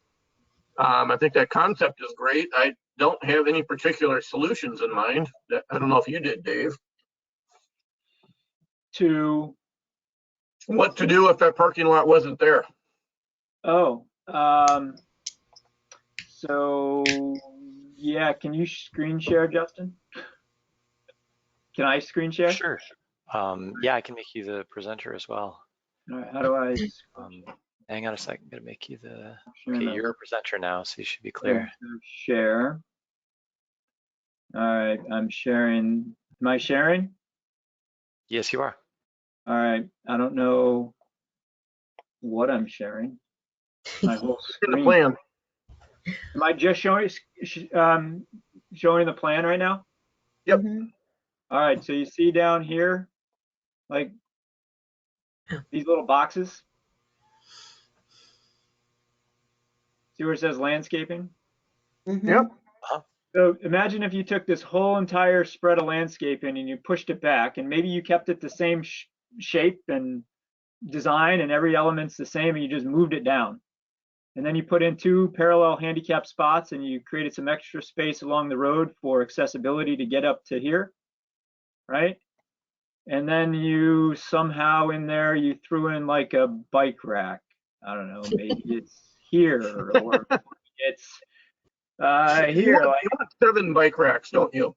I don't know. But the idea, I mean, look, if you did something like that and you just pushed everything down, I mean, you pick up like 8 feet across the entire width of stuff, of like livable community space, and really allow Ms. Collins to take advantage of this property for her tenants and create something I think residents want. I mean, living in the village, when I go down to Shane Place in the summertime, or even in the fall or in the winter, I'm walking. So I don't want to give up prime real estate, frankly, to somebody driving in from the outside. They can park up where I live and walk down just like I do. So, You could put a big tree there. you put a big tree. I didn't even put the tree in the design, so I can stop sharing. I can stop sharing now, but have it be, just, I don't know. And I only put those handicap spots there with the idea of accommodating the desire to have a handicap on the canal side. I think there's some nice, it's nice to recognize the needs of others who don't have our own mobility. I'm not suggesting it's necessary, but it's certainly accommodation that can be considered favorably. Yeah, it's great.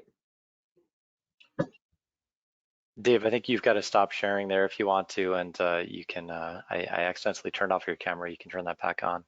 Oh, okay. I don't have control over your screen share though.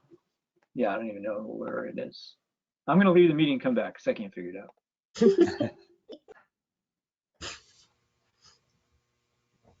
Okay, so you don't, that's an interesting thoughts on the parking, and per what the HPB said, it sounded like they wouldn't want the building larger if you created more space, but outdoor public seating, like the one little seating area there, maybe.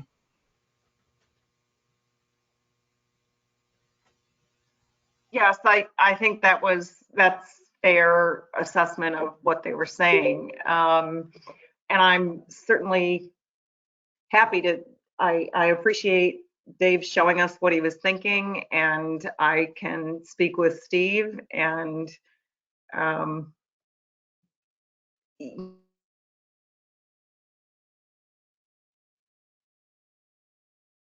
Nope, we lost her. Now we lost her. Now, I guess I had a question for, oh, go ahead. To be bold. I don't want to be bold at the expense of, pardon me?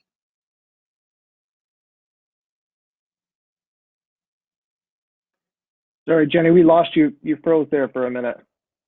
I think I'm getting a message about a weak signal and to turn my video cam off. So can you hear me now? Yes. Oh, good. Well, so I don't have to show my face anymore. You never did have to show it. So my thinking was I'm very happy to contemplate alternate layout there and reducing the parking, because in concept I certainly like the idea of more green and more seating. I just am cautious of being placed in the middle of a bigger parking debate, perhaps, than is Right. what will help us move forward. So that's my hesitancy, but I will certainly think about it. And Dave, Casey, Steve, maybe a few of us can continue to talk about that and see the best way to do that. Justin, this is a question to you. The idea of a parking variance and applying for a parking variance as part of an overall application doesn't necessarily entail additional time, does it? That's already in. And if we thought this is a great enough idea, we can, if they come up with an idea, we have lots of leeway, I think, what to do, and we can put conditions on it if we wanted to impose some kind of restrictions if that's meaningful. But I think what I'm trying to ensure that I'm hearing from you and conveying to Ms. Collins is that the parking variance is already out there. The time to approve a parking variance is the time to approve a parking variance. We have to go through the process of understanding whether or not we should or shouldn't and weigh the options for the community one way or the other. whether or not we choose to or not, and on what conditions we do, doesn't put you in the middle of anything. If anything, it just simply recognizes that the board is granted a parking variance, and the town board or the village board can recognize why we granted that variance and under what conditions and why, and they can agree or disagree, but it doesn't necessarily lead to the village board needing to change their parking ordinances for the entire village. It really is specific to your property and weighing the value of additional utilized community or that space for the community and how we engage with that space for the community. And I don't think our work is any more or any less depending on the design. Yeah, so the other thing is, I think the parking issue is all us. I don't think the trust, if there's an application for a variance, that's for us to decide. We can permanently grant relief from the parking requirements if there's an application in there for it. And if we get a good public benefit, then that may make sense. And an example of conditions we could put on that might be saying, okay, if we're going to waive these parking requirements, but please put in some outdoor seating or something like that. So that you actually get the public benefit side of it instead of just having, say, you know, an opportunity 10 years from now to enlarge a building and make room for it. So, I mean, that could be thought of, but I think the only matter in front of the trustees is whether they're going to change the parking requirements village-wide for restaurants, and I think their proposal makes some sense to me. And then the other question is, if Casey wants to use that area, they do have a special permit application. So the use of Lock 32 over there is before it, and then whatever the liquor authority or whatever their stance is on it, that's involved as well. I don't think the liquor authority cares about parking. Trustees could consider parking. I don't know if they will or not. I can't predict what they're going to do, but they could say that if they're concerned about his expansion into that area, that's something they could raise. To which end you could possibly not serve in the additional space that's beyond what's already been proposed now, if in fact that becomes a roadblock. Which I hope it wouldn't, but yeah. So I guess my thoughts for Ms. Collins is if she has some interesting idea for what she could do with even fewer parking spots, you know, propose something to Steve, maybe just come up with a rough sketch, and maybe could find out if anyone on the trustees or Steve has a major objection to it, so that these issues could be, if without it going to any significant expense and coming up with formal drawings. That's kind of what I'm thinking. That would be great, because obviously every time we ask the architect to do something else, it's the cost continues to escalate. So, which is fine if we're putting it forward into the final plan, but to do something less formal and talk with Steve about it sounds like the next best step. Yeah, I mean, it could just be I'm a fan of hand-drawn sketches. You know, just take your existing drawing and like what Dave did, that's fine. Just do a doodle on there with a marker saying, hey, if we move the landscaping a little bit, change the parking a little bit, what are people's thoughts on this? So I know the trustees have endless debates over restaurants and bars, so I have no idea where that's going to go. I'm not even going to speculate on where that's going to go. They seem to be all right on it so far, but who knows what tweaks to anything will cause concern. I don't know. Justin, I think you know, I agree with Dave in that, especially since we're talking about an alcohol serving establishment, it doesn't really seem to be in the public health, safety, and welfare to encourage people to drive there more than we have to by opening up lots of public parking spaces. But if we're going to consider a variance, I just want to make sure that we've got in front of us what we're varying from. You know, I know that depends on the square footage and any other sharing agreements that might be in place. And I don't know if I've seen all that information. It seems like that might be something that Steve is gathering, but it would just be good to have that in front of us when we make the decision. I think also the code mentions that if the hours of operation tend to be at alternating times, so if Lock 32 is having a peak hour at a different time than other establishments, there might be more of a justification for a variance as well. So having those hours in front of us might help there too. One other note, and this is a little bit of a probably more immediate concern. It looks like the new zoning map, how they drew it, I can't quite tell if they don't include the space for parking. So who was that sent it out earlier? Justin, you sent out the zoning map, the proposed, and it looks like they added a Pinocchio nose to the spot rather than just extending it.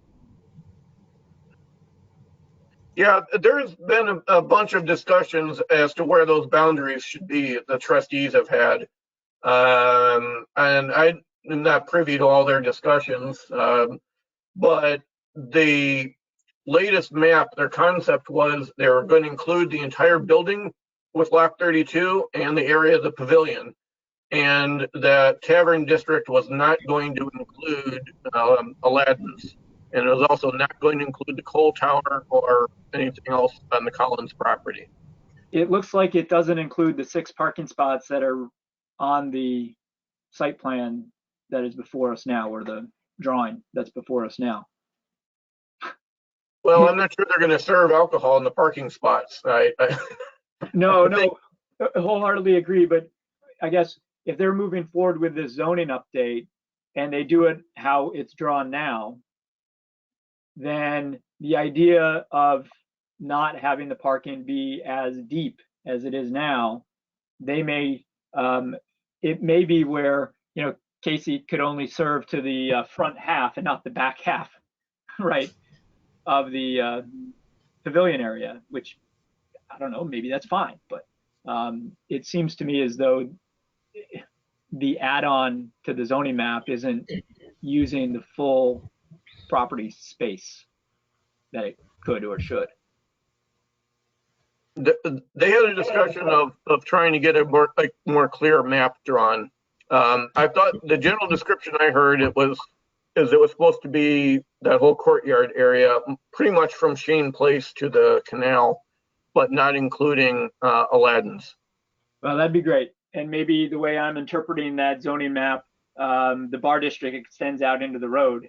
And so that's just something to think on. So Casey or Ms. Collins, if you happen to be in any of those discussions, you may want to, if you like the idea of doing something different, you might want to kind of pass it by some folks and recognize that the zoning map may or may not include the entirety of that property space, but rather just what's currently drawn in as the pavilion.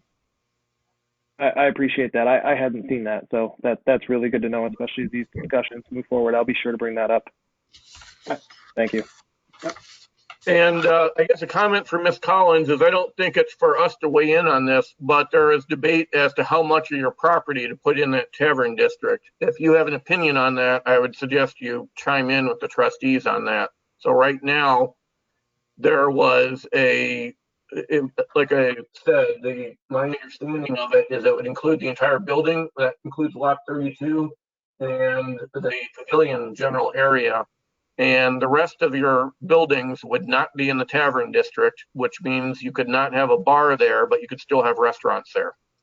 So if you have opinions on that, that's, I think, for you to bring up with the trustees. Okay, thank you for clarifying that. I will consider it. And I've heard some comments from them, the trustees, that they're wondering, well, what's the proximity to residential property and houses and so on. So I think trustees are wondering, well, which would the future of mostly clay building be? They may have, I'm sure they have opinions on whether they might want a bar there or not. And I don't know if you have an opinion on that. Obviously there's multiple restaurants over there. I don't know what the future of those is to be, but that's your argument to go after with them and see what your thoughts are for future use of your property might be. Okay, yeah, that's good to know.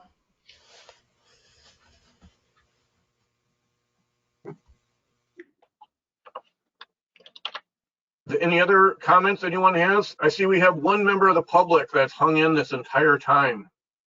Are there any comments from our one member of the public?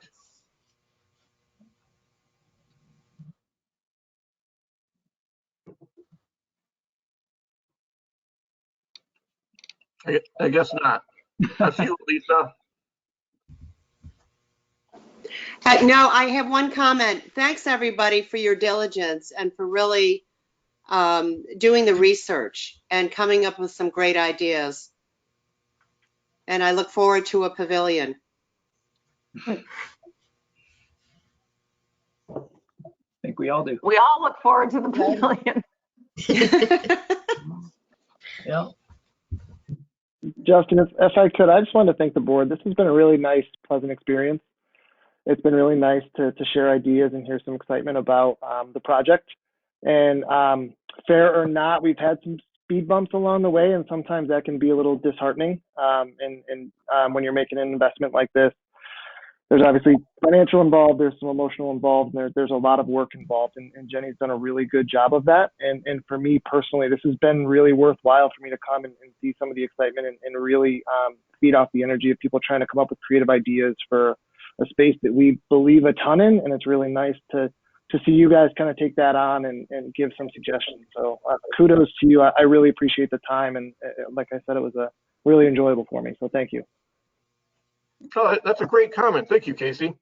And thank you, Dave, for all your interesting ideas. Dave is never short on ideas and comments. So, so that's good. We have lots of good discussions as a group. So couldn't do it without everybody, that's for sure. I appreciate it. Give me a yeah, I by all means, our thoughts right now are just thoughts. We're not. I don't think we've put in any demands, requirements, or so on. And I think if you want to explore them a little bit, so that's great. I guess I would encourage some of these alternatives. It makes sense to just think about them in concept without doing a huge financial investment, like you said. And this is ultimately, I mean, your area that you're using. So our ideas are just ideas, but we have to hold the line here and not make it our project. It's still your project. So we have our preferences, but unless there's a significant problem with it, then you are free to have some of your own design influence in here, obviously.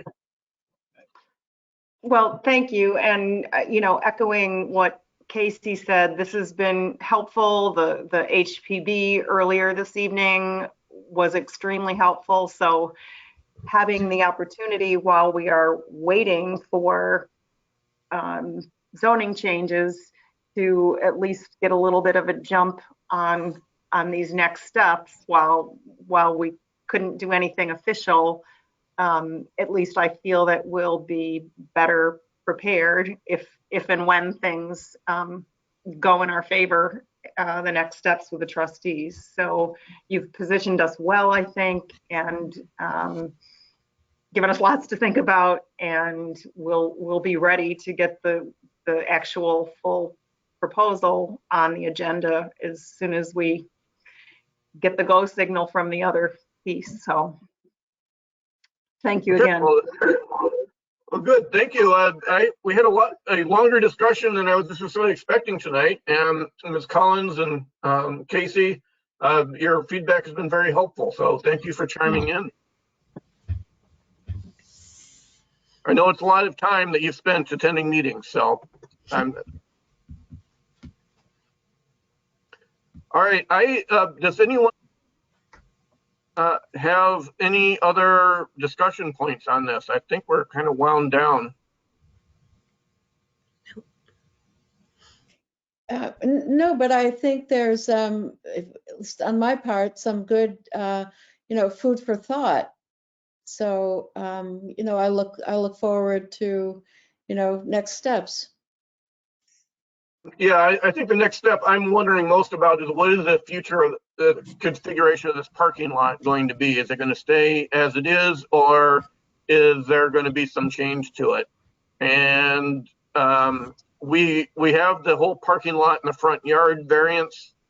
Something I talked about with the trustees is I wasn't sure if when we would vote on all of these things. The site plans, we got to wait for the code changes to be done for the trustees, and as soon as that can happen is February 16th. The variances, I'm not sure when or if we can vote on it beforehand. We may be able to, but I think these code changes are kind of paramount and at the core of this, particularly Casey getting into the district change so that it can be used for that business. So I guess my thought right now is maybe let's see how things play out with the trustees. We'll keep discussing these ideas. And my thought is just to have a meeting after the trustees have adopted their matters to approve everything before us, if that's where we're going with this. And I haven't heard any objections, so it sounds like people are in favor of approving this at this point. Casey or Ms. Collins, do either of you, or Justin, I think you were there, do either of you know if the board specifically excluded the parking spots, or they simply were granting, they were trying to change the zone to what was simply presented as to where the pavilion would be? And again, the reason I mention that is the first that they can approve the zoning update is February 16th. There's public notification and input periods that occur before then, and the village board will have to determine exactly where they want that zone to be extended to. And you may have a relatively short period of time to try to get them to accommodate the widening of that to the road, or maybe within 6 feet of the road or 9 feet of the road. So if you're looking to widen it and do something creative with parking, I think the way it's drawn right now is too narrow to just what's there now.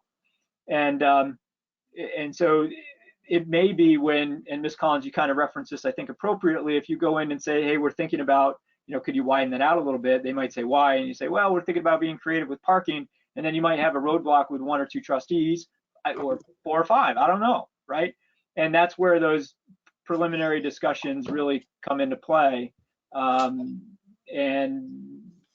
just make sure that if you're thinking about doing something differently, you recognize that the zoning change is going to matter based on how it's drawn now. And I don't know when that deadline ends to get that into the public opinion period. So what I've heard of the trustees is they're concerned about which buildings are in there. And so that I don't think there is necessarily any intentional demarcation trying to split that pavilion area, other than it stay on that side of the road. So that's what I'm speculating. I know I've heard the various opinions at Cole Tower and Aladdin's and that rest of the building with the crepes, simply crepes. I think people were interested in excluding that from the current drawing, not necessarily draw a line in a weird spot through the pavilion area.